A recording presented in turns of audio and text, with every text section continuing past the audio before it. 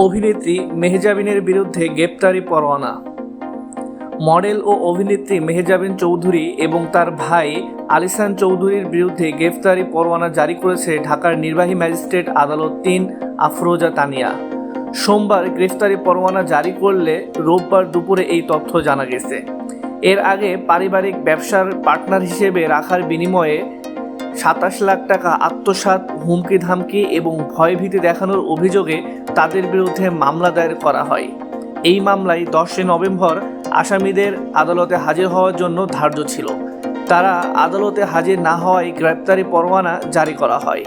একই সঙ্গে গ্রেপ্তার সংক্রান্ত প্রতিবেদনের দাখিলের জন্য আগামী ১৮ ডিসেম্বর ধার্য করা হয়।